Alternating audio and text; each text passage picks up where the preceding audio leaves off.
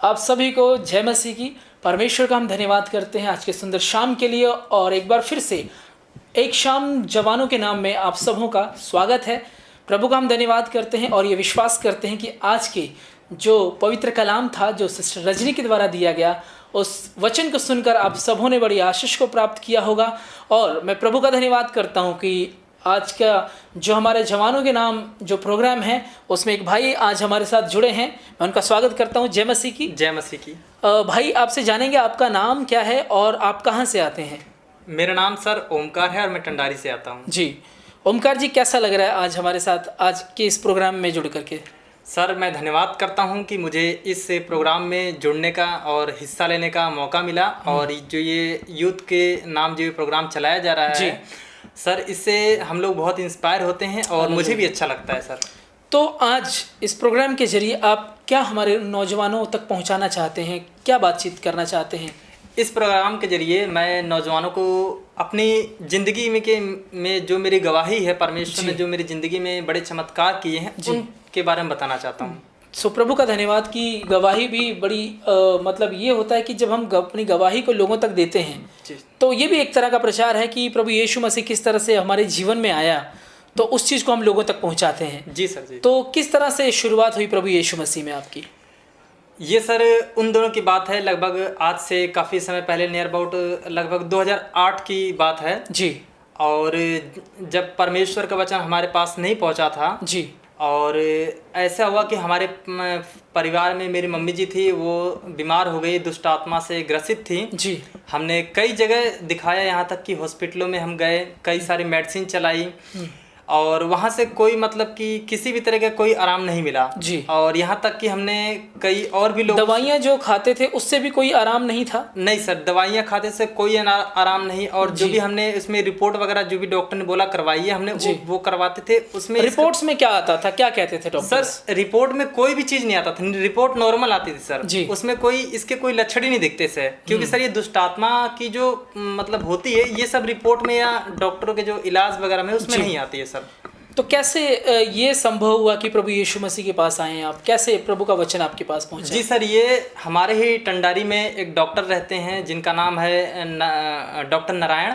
उनके द्वारा परमेश्वर का वचन हमारे तक पहुंचा। उन्होंने कहा कि जमालपुर पुलिस कॉलोनी में प्रे टावर एक चर्च है, आप वहां पर जाइए और प्रेयर करवाइए, वहां से जरूर परमेश्वर आपको आशीष देगा और चंगे हो जाएंगे जी।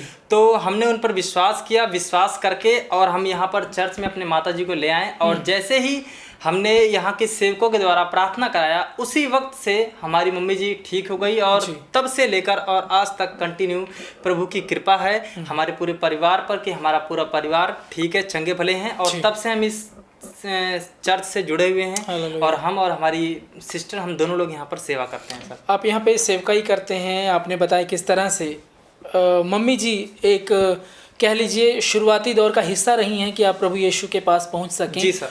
तो कभी ऐसा लगता हो, लोगों से बातचीत होती हो, मित्रों से, अपने दोस्तों में बातचीत होती हो कि आपने प्रभु यीशु को ग्रहण कर लिया, जैसा कि दुनियावी लोग आज भी कई लोग ये कहते हैं कि आपने अपना धर्म बदल लिया, ये आप कहाँ चले गए? तो कभी इन चीज़ों का सामना हुआ है? जी सर जी, बिल्कुल हुआ। जैसे शुरुआत में जब हमारी मम्मी जी ठीक हुई, जब हमें परमेश्वर पर बिलीव हुआ, भरोसा हुआ कि नहीं वाकई में हमें वहाँ से जाने से हमारी जो घर की प्रॉब्लम थी, जो बीमारियाँ थी, परेशानियाँ थी, वो सारे कुछ ठीक हो गया। जब हम रेगुलर इस संगति में आने लगे तो कई सारे लोग हमें ये बताए कि आपने अपना धर्म बदल लिया, आपने अपना यानी कि काफ़ी कुछ आरोप विरोध की बातें, जैसा कि मसीही लोगों को अक्सर विरोध का सामना करना पड़ता है, तो उस दौर से आप गुजरे। जी सर जी। और मैं बताना चाहूँगा सर कि एक्चुअली ऐसा कुछ नहीं हुआ। परमेश्वर किसी का धर्म नहीं बदलता है जी।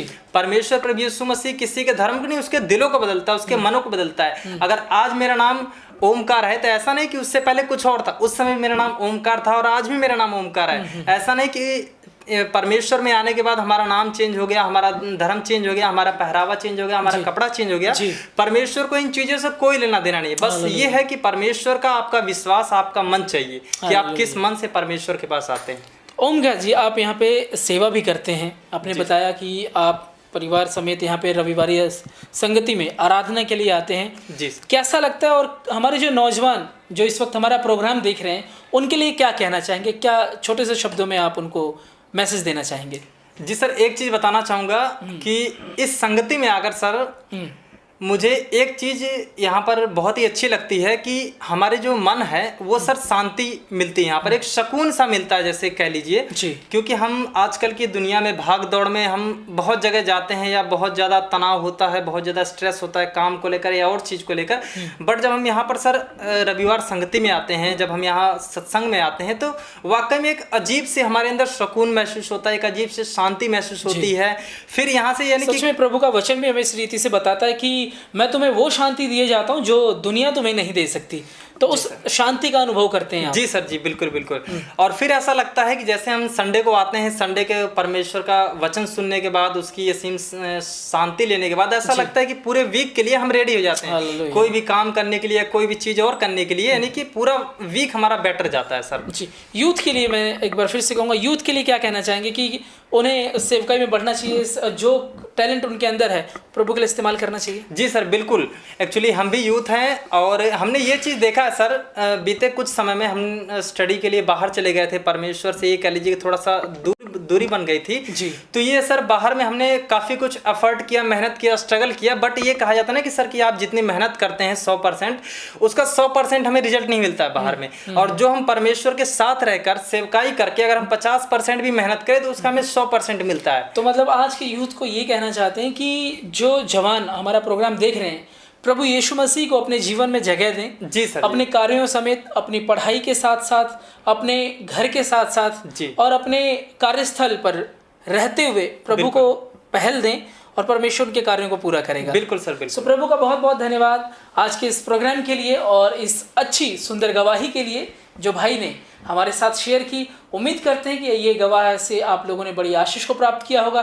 परमेश्वर आपको बड़ी आशीष दें, बड़ी बरकत दें और खुदावंद आपके तमाम रुके हुए कार्यों को पूरा करें और आपको उत्साहित करें कि आप भी प्रभु में बढ़ें और इस प्रोग्राम का हिस्सा बने। परमेश्वर आपको आशीष दे। सभी को जय मसीह की। धन्यवाद।